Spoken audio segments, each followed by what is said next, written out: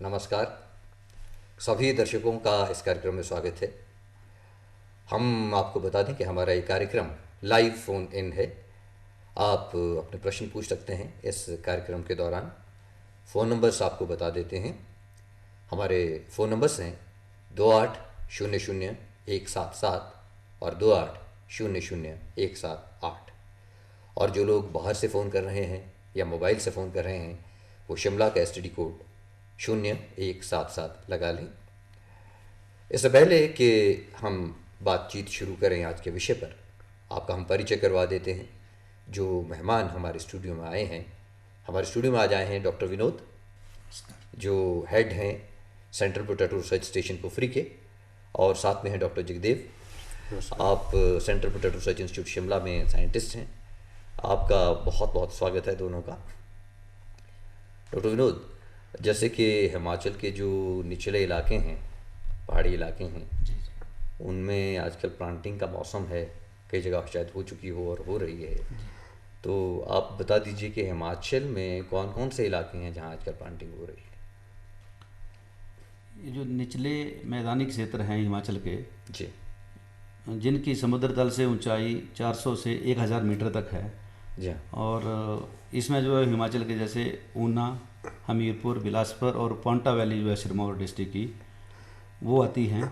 जी और आलू की फसल की विशेषता ये है कि इसमें जो है वो इस सीज़न के दौरान पचेथा झुलसा और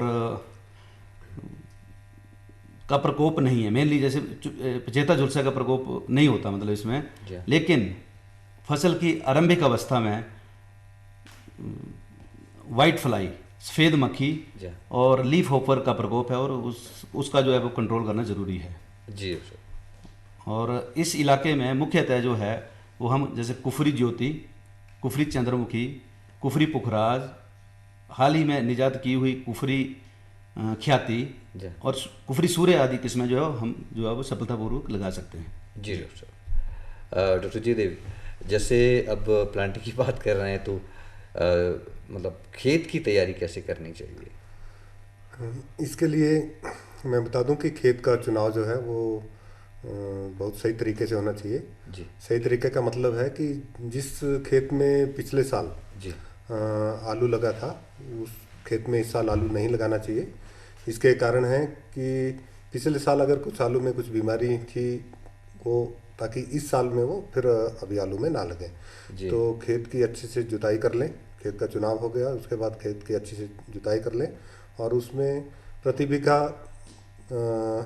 कोई 20 क्विंटल देसी अच्छी तरह से सड़ी हुई खाद, गोबर की खाद डालें। जी कितनी बता रहे हैं?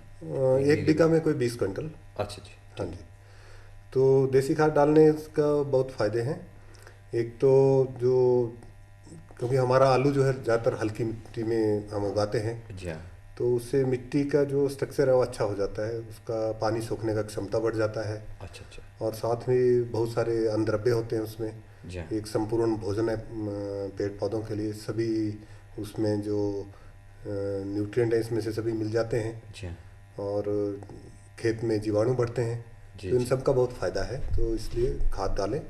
जी हाँ। उसके बाद में जो है केमिकल के खाद डालने के लिए जी हाँ। नाइट्रोजन के लिए ज़्यादातर कैन खाद, कैल्शियम अमोनियम नाइट्रेट नाम की खाद की सिफारिश की जाती है। जी यूरिया भी कर सकते हैं, लेकिन उसको कम से कम प्लांटिंग से 2 दिन पहले मिक्स कर देना चाहिए, अच्छा क्योंकि यूरिया से ज़्यादा यूरिया डाल दिया तो उससे कई बार नुकसान होता है। इसलिए शुरुआत में कैल्शियम अमोनियम नाइट्रेट खाद का अच्छा। सिफारिश की जाती है। कैल्शियम नाइट्रेट ज़्यादा बढ़िया है। अगर हाँ, यूरिया शुरुआत में मिक्स करना पड़े तो 2 दिन पहले कर। 2 दिन पहले उसमें मिट्टी में मिक्स कर देना चाहिए, ताकि जो आलू का जो बीज है लगाया है उसको कोई मतलब नुकसान ना हो।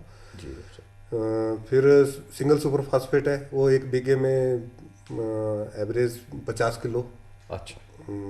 काफ़ी होता है। जी हाँ। और तीसरा जो है वो MOP, म्यूरेट ऑफ पोटाश जिसको बोलते जी हैं, हाँ। जी हाँ। वो कोई 13-14 किलो एक बीघे में एवरेज काफ़ी होता है। जी डॉक्टर। तो ये जो आपने रिकमेंड किए हैं डोजेज, हाँ जी। ये इतनी होनी चाहिए एक बीघे में। हाँ जी। अच्छा जी ठीक है। अच्छा डॉक्टर विनोद, एक बीज का बड़ा महत्व रहता है, तो हम आपसे जानना चाहेंगे कि बीज तो कैसा होना चाहिए, और लेने की भी बड़ी समस्या रहती, बीज कहाँ से लें, बीज के बारे में बता दीजिए। अगर आप जो है वो आलू की फसल को पैदा करने के लिए 100 रुपया खर्च करते हैं, जी हाँ। तो 100 में से 50 रुपये जो बीज की कॉस्ट है। तो बीज बहुत ही महत्वपूर्ण है। जी हाँ, जी हाँ, किस्में मैंने बता दी, जी हाँ, जी क्योंकि आलू की फसल में किस्मों का चयन सबसे पहला है। जी अगर आपने गलत किस्म का चयन कर लिया तो समझो आपकी प्रोडक्शन जो है वो बिल्कुल भी जो है वो आप जो है वो उसमें लॉस में जाने वाली आप जो है वो कृषि करेंगे। तो जगह के हिसाब से, जगह के किस्म हिसाब होनी से चाहिए। हमारे संस्थान ने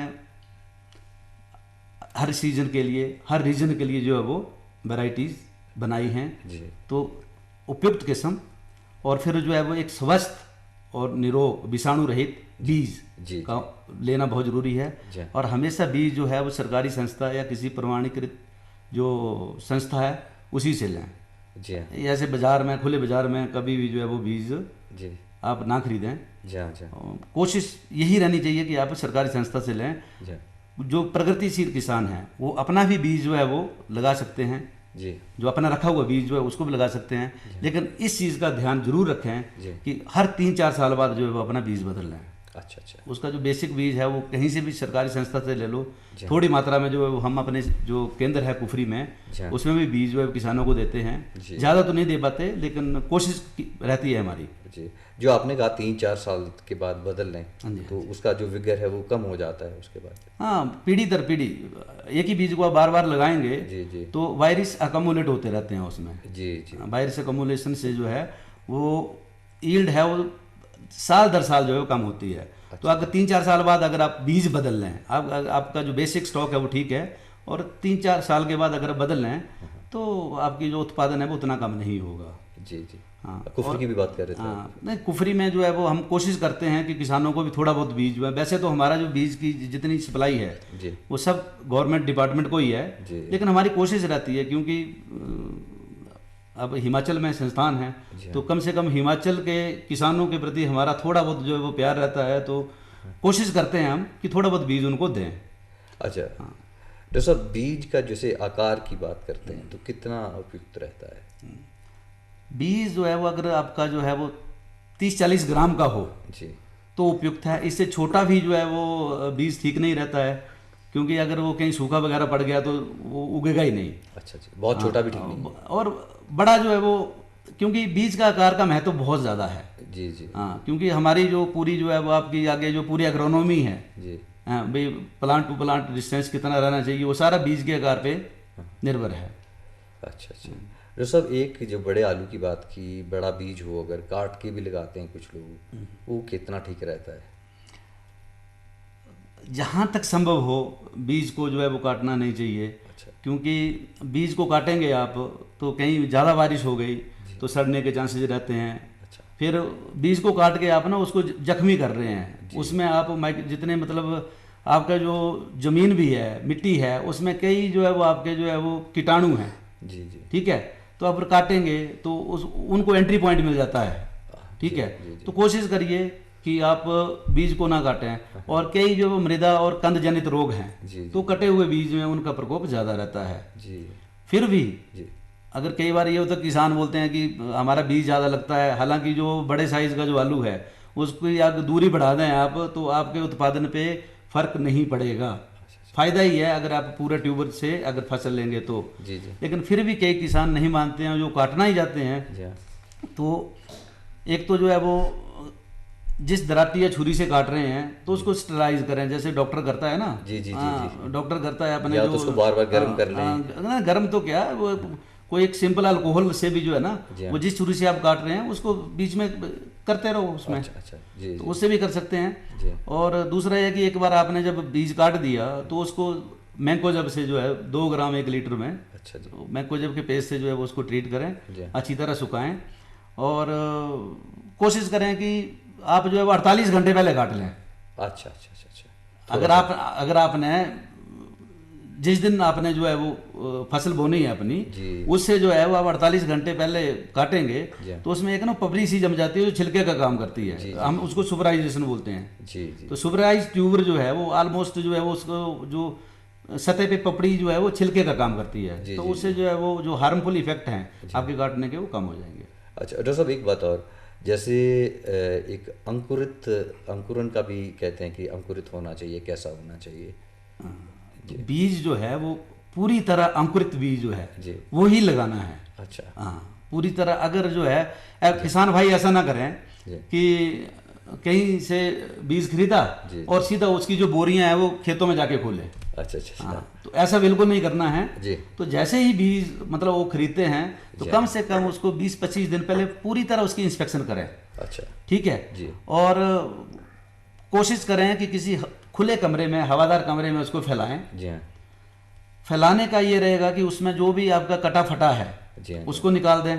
बिल्कुल बिल्कुल। हैं या फिर अंकुरित भी फैलाने से, और वो मंद रोशनी अगर उस में आ रही है, डायरेक्ट सनलाइट नहीं पड़नी चाहिए उस कमरे में। जी।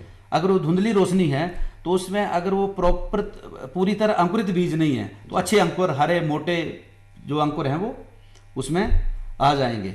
अच्छा, उसमें ख्याल क्या रखना है जब आप उसकी इंस्पेक्शन कर रहे हैं तो उसका फ़ायदा क्या है फैलाने का, कि अगर कोई वैराइटल मिक्सचर है, जी हाँ जी हाँ। क्योंकि हर किस्म का आपको ये पता कि मैंने जो है वो कुफरी ज्योति का बीज खरीदा हुआ जी है हाँ, जी हाँ। और कुफरी ज्योति के जो अंकुर है वो बैंगनी रंग के होते हैं। अच्छा, ठीक अच्छा, है। अच्छा, जी, तो अगर आपको कोई पिंक कलर का जो है वो बीच में कोई दूसरे रंग का ट्यूबर दिखाई दिख रहे दे रहा है, जी हैं हाँ। या हरे रंग के दिख रहे हैं तो आप ये कह सकते हैं कि ये कुफरी ज्योति का बीज में ये मिक्सचर है। जी। तो उसको अगर आप निकालेंगे जी। तो आपका जो क्रॉप स्टैंड है, आपका जो क्रॉप का स्टैंडर्ड है वो अच्छा रहेगा। जी जी जी। और फिर कुछ एक बीज ऐसे हैं, आलू ऐसे होंगे जिसमें ना बिल्कुल बाल की तरह अंकुर आएंगे। अच्छा। हैं। जी जी जी। पतला जो है। जी जी जी। तो पतला जो अंकुर होता है वो लगाना ठीक नहीं रहता है। हाँ जी। ये डॉक्टर जगदेव, ऐसा है, ये डॉक्टर साहब ने जो बताया है, आपसे मैं एक और इम्पोर्टेंट बात पूछना चाह रहा हूँ। जो सिंचाई की बात हम करते हैं कि पानी का क्या कितना होना चाहिए, कैसे होना चाहिए, कैसे देना चाहिए? वैसे तो जो एक कॉमन सी प्रैक्टिस है कि प्लांटिंग से पहले सिंचाई दे देते हैं। जी। और एक बार प्लांटिंग कर दी तो उसके बाद में भारी जो है सिंचाई नहीं देनी चाहिए, नहीं तो बीज के सड़ने का खतरा रहता है। जी हाँ जी हाँ जी हाँ।